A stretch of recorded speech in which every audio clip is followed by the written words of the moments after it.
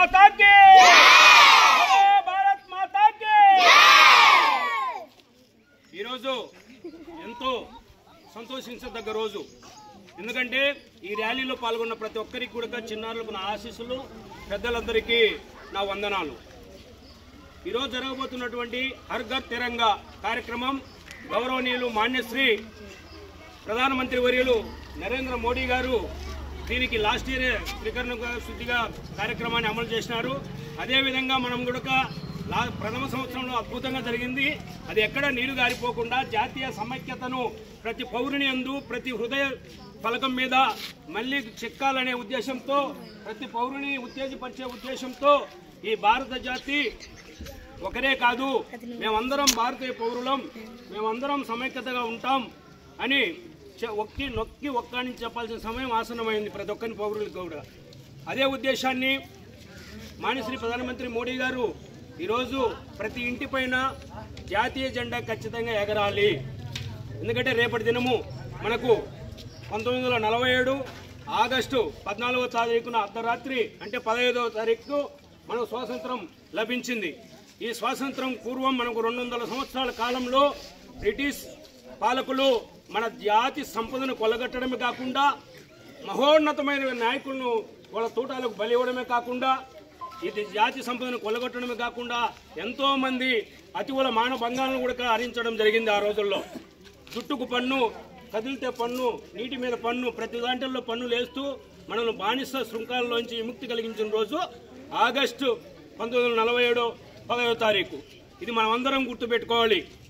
ఇది కొంతమంది క్రిస్మస్ చేస్తారు, కొంతమంది రంజాన్ చేస్తారు, కొంతమంది హిందువులు పండుగలు చేస్తారు.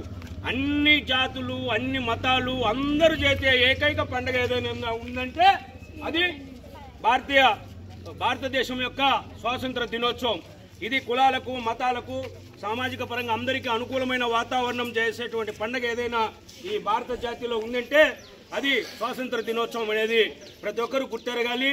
ప్రతి ఒక్కరు కూడా వాళ్ళ త్యాగాలను మనం గుర్తుపెట్టుకోవాలి. ఏమ్మా పిల్లలు ఈరోజు ఇప్పుడు మీరు పెద్దోళ్ళు అవుతారు, రేపు ఎంటెక్ బీటెక్ చదువుతారు, ఉద్యోగం సంపాదిస్తారు. మీకై మీరు చదివారా? మీ పెద్దలు చిన్నతనం నుంచి మిమ్మల్ని లాలించి పాలించి మీ విద్యా బుద్ధుల మీద శ్రద్ధ పెడితే తయారయ్యారు, ఆ స్థాయిలోకి వస్తారు. కరెక్టా కాదా? అలాగే ఈరోజు స్వాతంత్రం వచ్చిందంటే ఎంతోమంది మాన ప్రాణ త్యాగాలు, ఉయ్యాలవాడ నరసింహాడి మొదలుకొని విప్లవ వీరులు అల్లూరి సీతారామరాజు మొదలుకొని చెప్పుకుంటూ పోతే నిరంతరం దరిదాపుగా వేలాది మంది తన అసూలు రాసినటువంటి ఫలితమే ఈరోజు మన స్వాతంత్రం వచ్చింది. సోదరులారా, ప్రతి ఒక్కరు గమనించండి. కుల రహిత, మత రహిత, సామాజిక పరంగా అందరం ముందుకు పోవాల్సిన అవసరం ఎంతైనా ఉంది. అది ఈ దేశ సమైక్యతలో భాగంగా మననే చూసాం. నిట్ట నిలువున మన భారతీయ పౌరులను దరిదాపుగా 23 మందిని పొట్టన పెట్టుకున్నారు పాకిస్తాన్ ఉగ్రవాదులు. టూరిస్టుకు పోతే దారుణంగా చంపినటువంటి చర్య. మనం ఐకమత్యంగా లేకపోతే ఇట్లాంటి దుశ్చర్యలు ఇంకా ఎన్నో జరుగుతాయి. కనుక మనం అందరం ఐకమత్యంగా ఉండాలి. ఆ సందర్భంలో హర్ ఘర్ తిరంగా అనే కార్యక్రమం చేపట్టడం కాకుండా పగలగామాలో మన ఆడబిడ్డల యొక్క సింధూరాన్ని, అంటే పసుపు కుంకాలను వాళ్ళు పణం పెట్టారు కాబట్టి సింధూరు అనే పేరుతో, ఆపరేషన్ సింధూర్ అనే పేరుతో పాకిస్తాన్లో ఉన్నటువంటి వాళ్ళ శక్తివంతమైన స్థావరాలంటిని కూడా కూలగొట్టడం మోడీ గారు చేసిన పని. అలాగనే ఈరోజు మనం పగలగామ ఉగ్రవాదులను కూడా వాళ్ళను కాల్చి చంపడం కూడా జరిగింది. ఇవన్నీ భారతదేశం యొక్క దిగ్విజయాలు. కార్గిల్లో ఎంతోమంది సైనికులు అమరులైనారు. నెక్స్ట్ POK కూడా సాధించబోతున్నాం. అంటే మన భారతదేశ భూభాగాన్ని ఏదైతే మనం కోల్పోయినామో అన్నిటిని కూడా సాధించేదానికి మన ఐక్యత ఎంతో దోహదపడుతుందనే ఉద్దేశంతో, జాతి సమైక్యతను పునరుద్ధరించాలనే ఒక ఉద్దేశంతో ప్రధానమంత్రి మోడీ గారు చేసినటువంటి కార్యక్రమం మనం అందరం గౌరవించాలి. మనం అందరం దీన్ని తూచా తప్పకుండా పాటించి రేపటి దినం ప్రతి ఇంటి మీద జాతీయ జెండా ఎగిరే విధంగా ప్రతి పౌరుడు త్రికరణ శుద్ధితో పాల్గొనాలని సగౌరవంగా మీకు అందరికీ తెలియజేసుకుంటున్నా.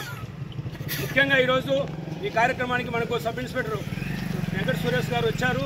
వీళ్ళకు ధన్యవాదాలు. ఇక్కడ పాల్గొన్న వాళ్ళందరికీ కూడా పేరు పేరున ధన్యవాదాలు తెలియజేసుకుంటూ ఇంతటితో ఈ సభను జనగణమనతో ఉపాధ్యాయులను చూడనమాట.